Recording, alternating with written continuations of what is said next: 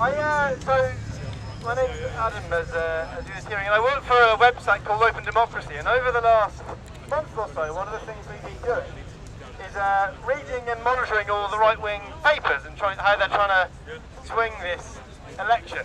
And I think that what we've seen is a really worrying trend that's going to tell us a lot about what's going to happen in the next couple of days.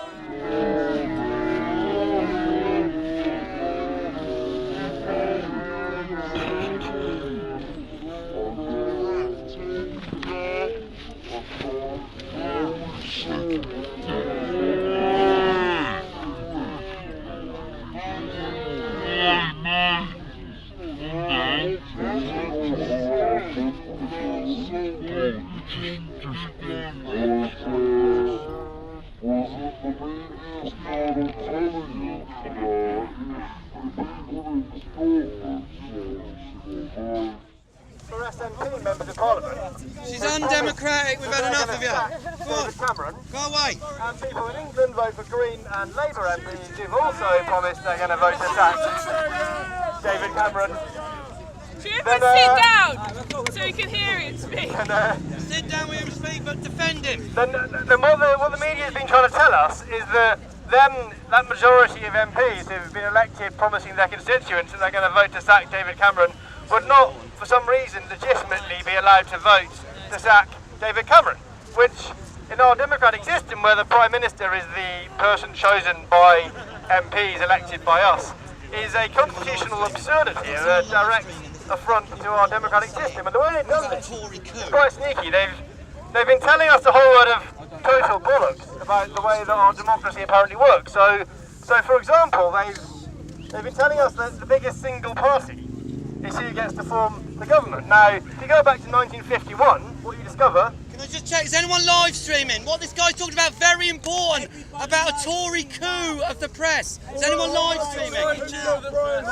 Carry on. So, if you go back to 1951, for example, what you discover is that the Conservatives used not to run in Scotland. They had an independent party in Scotland called the Unionists. And technically, in 1951, the biggest party was Labour, but no one says that Churchill, when he was elected then, wasn't a legitimate Prime Minister. No one says that Ted Heath, who likewise wasn't leader of the biggest party after the 1955 election. No one says that he wasn't legitimate. But when we're voting for lots of different parties who want to sack a Tory Prime Minister, what they tell us is that if the Labour Party isn't the biggest single party, for some reason all of a sudden there's a whole new rule invented by Rupert Murdoch and by the Sun that the biggest single party matters, rather than that most MPs that we've elected have been elected promising to vote to sack David Cameron.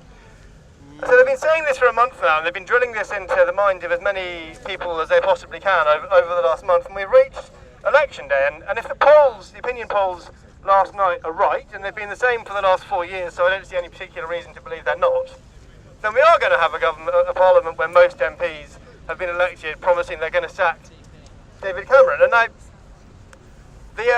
the British government doesn't really have a constitution, but it does have a slightly kind of wonkishly named thing called the Cabinet Manual. And this might sound technical, but it's quite important piece of information, which is that what the Cabinet Manual says is if it becomes clear that the Prime Minister cannot get a majority in the House of Commons, cannot get support from a majority of MPs, he is expected to resign. He's expected to resign.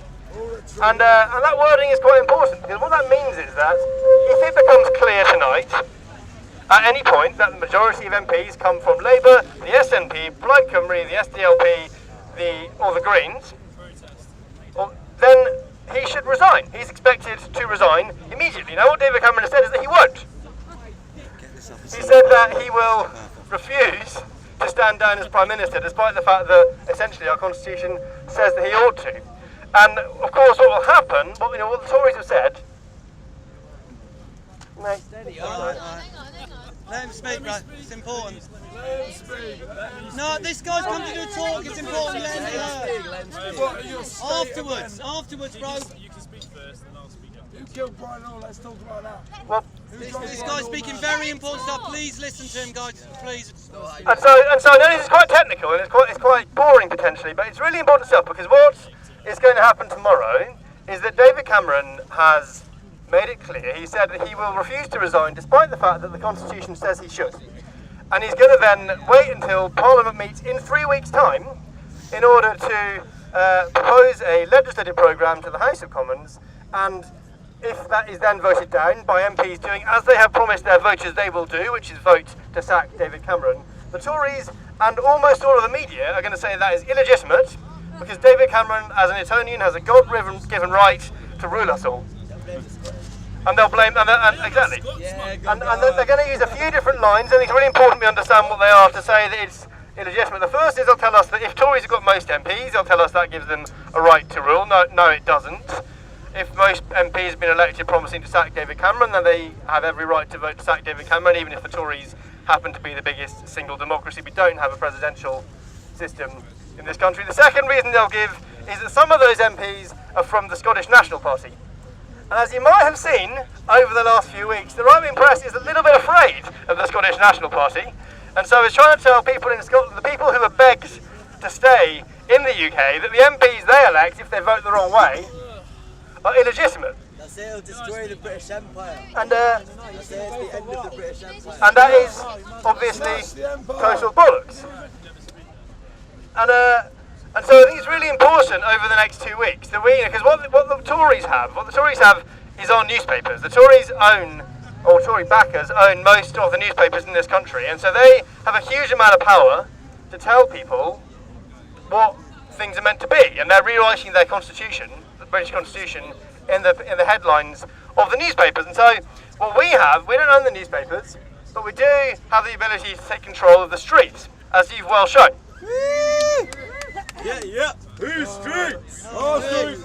Whose streets? Our streets. Exactly. And so if David Cameron, as he has said he will, refuses to resign when he's meant to, i.e. as soon as it becomes clear, if it does, that Labour, the SNP, the SDLP, Plaid Cymru and the Greens have a majority of MPs, then it's going to be really important that as many of us as possible mobilise right here and in central London, so that the media has to at least show, the broadcast media cannot fail to show that no, we don't accept that Cameron is the legitimate Prime Minister of this country. If most people in this country have voted to get rid of him, he should go. And he should go tomorrow. Straight away. And that, Shooting him in the head doesn't do it. and I think it's worth remembering in that context.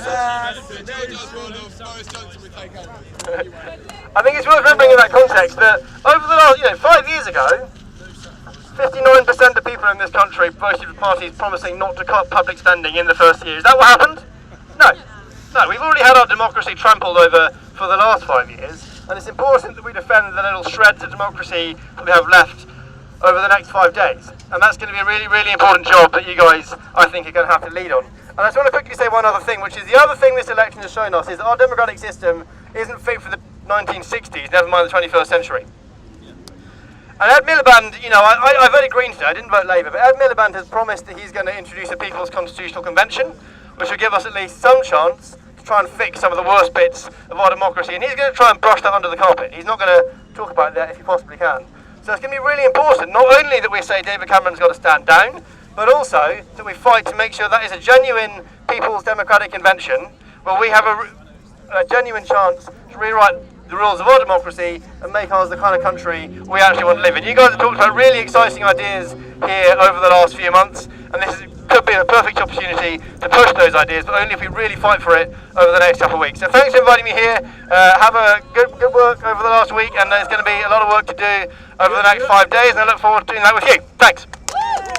Can you tell us the name of your group again and how we find out more about it? I read the article. I read the article on the tube on the way here, and I was really moved by it. He's basically saying the Tory press are trying to create a Tory coup and change the ways the elections usually happen. It's not the party with the most majority or gets the most votes, it's the ones who can form the biggest majority. Exactly, yeah. So, I work for a website called Open Democracy. I'm a journalist, we write about this stuff. So you can read about stuff there, but what's much more important is what you guys are doing and how we make sure we build that over the next 5 days and the next couple of weeks.